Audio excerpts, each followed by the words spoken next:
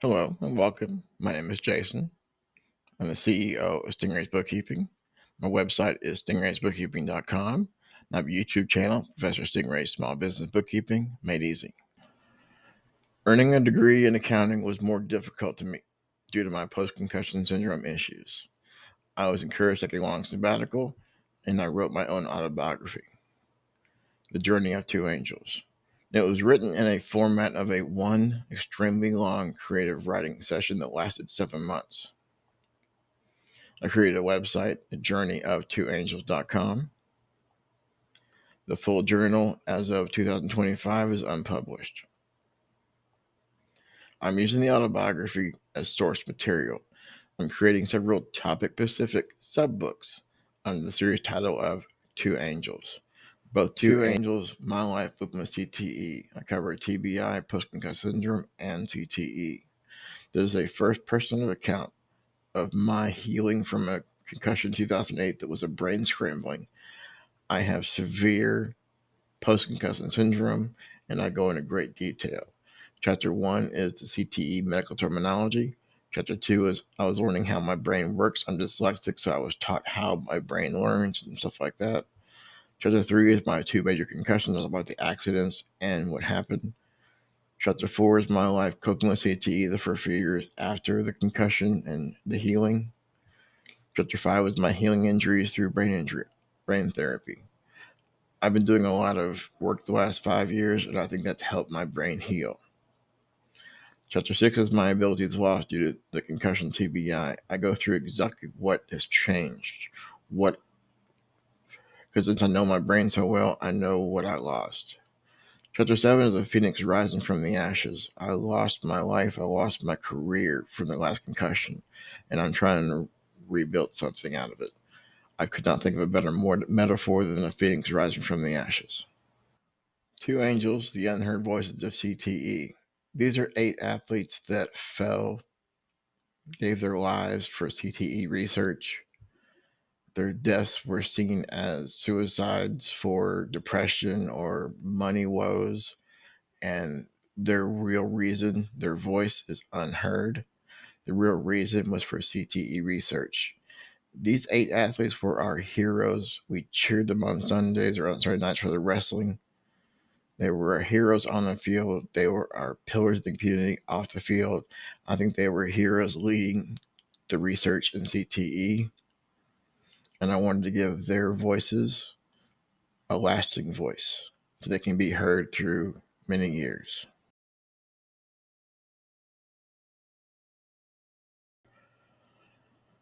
I'm combining the Terry and Justin tribute videos. It was just about their passing and their deaths.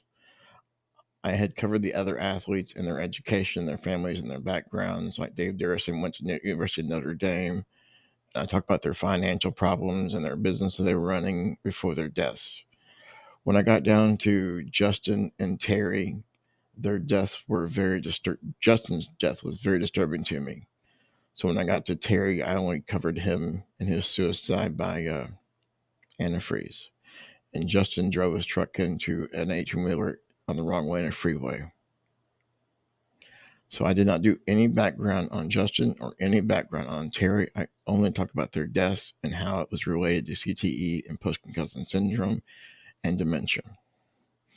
Viewer discretion is advised. The Justin death is about the most traumatic thing it was very difficult for me to talk about and write about. Justin Strzelczyk.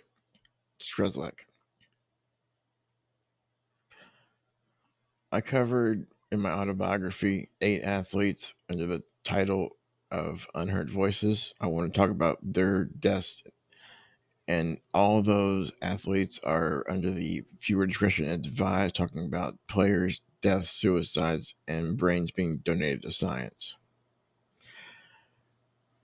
Justin is a to the 10th power viewer discretion. There is a YouTube video of his death from a dash cam from a state trooper that was following him on the highway. I will not show the video, and I am not going to post a link to it. It's very disturbing. Also, I'm reminded that I have had 2 serious TBI concussions.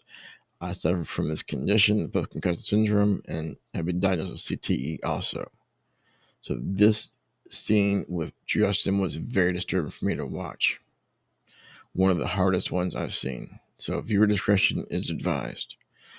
Now we open the scene at the 12-minute mark. Justin's riding on a motorcycle and he goes up to talk to Mike Webster, another of the athletes talked about in the movie. Mike Webster and Justin. Now, Justin died age 36 on September 30th, 2004. Then near the beginning of the movie Concussion, at the 12-minute, 30-second timestamp, Justin rides up on a motorcycle and finds Mike sitting in a pickup truck in an empty field near an industrial area. Matthew Willick, who played Justin, is very familiar with concussions in real life, having played 14 seasons himself. Mike is inhaling something. I could not figure out what it was. When Justin walked up, a brief conversation, Justin stated, "I'm starting to forget things. I'm saying crazy crap to my kids. I nearly pushed Kenya into a wall. Never thought I would do that to her." Both Mike and Justin at this point had CT, so they were both having serious issues. Then Mike just walks away saying, "All we have to do is finish the game to be winners." Then we come back at the 50-minute mark. We go back to Justin in his house where he looks like he's going crazy. When his wife Kenya confronts him about scaring the kids, Justin says, "I'm hearing voices." Grabs Kenya by the neck and starts to choke her. "They're telling me to kill you." Then he storms out of the house, drives off his truck. The voices may have been telling him to kill her, but his other voice was just saying he's got to protect her, so he runs away. The movie then cuts to real footage from a police unit chasing Justin down a freeway. This is the disturbing part that is on YouTube. Justin was on the wrong side of the road, driving around 100 miles an hour, and then an explosion happens. It's hard to see, it's kind of a distant one. When Justin hit a truck head on, killing himself. Thankfully, the other driver survived, but he had been driving 10 miles going the wrong way. Now, this is an article from sportscasting.com written by Mike Thomas. The tragic death of Justin Strzelczyk after a high-speed crash, which was linked to CTE. Former Steelers offensive lineman Justin had been acting a little weird before the tragic morning of September 30th. He was erratic in behavior. He was been calling old friends and apologizing to them for issues that took place a while back. Little did they know Justin would be killed the following day after driving 100 miles an hour and crashing into his truck. There were numerous questions in the morning when Justin crashed his car at high rate of speed. He had been traveling 100 miles an hour the wrong way down the New York's deadliest tollways. He had $2,600 cash on him. Why didn't he stop for state troopers who flashed their lights at him while he was driving wildly? Where was he going? My opinion, he was running away from the one person he was trying to protect. The last person he wanted to hurt was his wife, so he's running away before he hurt her. I have felt that 100 times. Justin's wild ride ended when his pickup truck collided with a tanker after a 40-mile chase from police, according to TribeLive.com. At the time of Justin's death, New York State Police investigator James Hunt said, "At this time it appears, and not being a psychiatrist, from witness accounts that Justin suffered some sort of emotional breakdown, whether it was drug or alcohol induced or something psychologically related to a pre-existing condition, illness, or both. I don't know. All of a sudden he snapped." If this truly happened right after the incident with his wife in the house where he was hearing voices wanting to kill her, I guarantee he ran away from her as fast as possible so she would be safe. And he went to an extreme with being dementia. Even his ex-wife Kenya at the time thought alcohol might have been a factor. Justin's father was an alcoholic and she thought he might be headed down the same path. People keep looking for all these answers to why. This is one of the reasons I'm doing these videos. No one understands, but I do. She said in the Pittsburgh Post-Gazette, I'm not a psychologist, but I think sobriety was very shocking. I don't want to say he was following in his footsteps of his father, but he kind of was. It's sad. The man who passed away was not the man I was married to. And according to the Pittsburgh Post-Gazette, the accident was one of the worst in recent memory. It was one of the worst traffic scenes I've ever seen, said Trooper Donald Fogman. The railway was burning. His truck was burning. The tractor trailer was burning. There was something that told him to do this, said James Hunt, the state police investigator. But we'll never know what was going on inside his head. Now, years later, Justin's brain was examined by Dr. Benet Omalu, the forensic pathologist in Pittsburgh, who determined Justin suffered from CTE. Now, I have CTE, but I can't pronounce the E part, so chronic traumatic encephalopathy, according to tribelive.com. CTE is a degenerative brain disease resulting from repeated concussions. He was one of the first National Football League players to be diagnosed. It is believed CTE played a role in Justin's strange behavior leading up to and during the high-speed chase. It wasn't alcohol-related, and it wasn't ruled a suicide. And I quote, "I bet my kids would want their father here," his ex-wife said. "I know in my heart of hearts that Justin would have wanted to see his daughter get married someday or see his son graduate from college." I understand what he was feeling. He had a wife he loved. He had kids he cared about. He was a father who was a protector. And the voices going in his head to kill his wife probably went on to wouldn't hurt his kids, telling him to hurt his kids. The only way he could deal with that was to run away at high speed. He'd rather do that than hurt his wife and kids. I can feel for that part. You'll do anything to protect the ones you love, even if it's protecting them from yourself. Terry Long, age 45 when he died, June 7th, 2005. A document said the former Steeler drank antifreeze in a suicide. An article by the Associated Press that was dated January 27th of 2006, so 7 months after his death. Terry Long, a former offensive lineman for the Pittsburgh Steelers, he committed suicide by drinking antifreeze. A revised death certificate shows he did not die as a result of football-related injuries.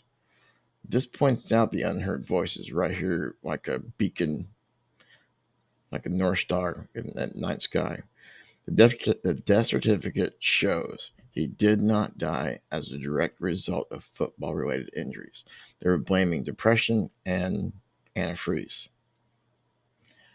The Allegheny County, Pennsylvania coroner ruled in September that Long, 45, who had previously attempted suicide, died of cerebral meningitis. The condition, a swelling of the lining of the brain, was caused by football-related CTE, also known as punch-drunk syndrome, said the coroner at the time, Dr. Cyril Weck.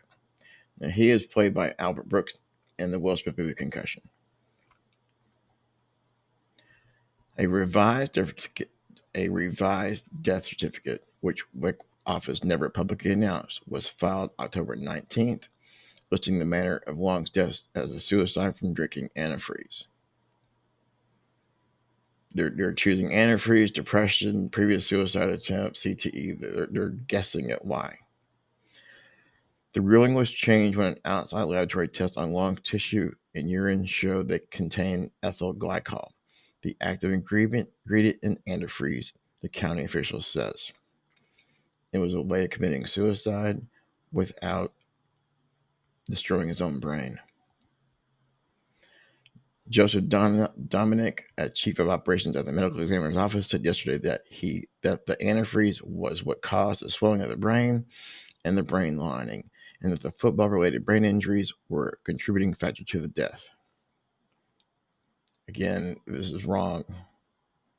He may have died from the antifreeze, but that's not what caused him to do it. The finding was first reported yesterday by the Pittsburgh Post-Gazette. Long died in the hospital about 5 hours after he was found unresponsive in the suburban Pittsburgh home on June 7th. The original finding reinvigorated the debate over the dangerous players, particularly linemen, face from repetitive head injuries. People with CTE suffer from depression, Dr. Benet Omalu, a neurologist who worked on Long's autopsy and is still with the medical examiner's offices, told the Post-Gazette. Again, Dr. Omalu is the doctor Will Smith played in the movie Concussion. The major depressive disorder may manifest as suicide attempts. Terry Long committed suicide due to the CTE due to his long-term play.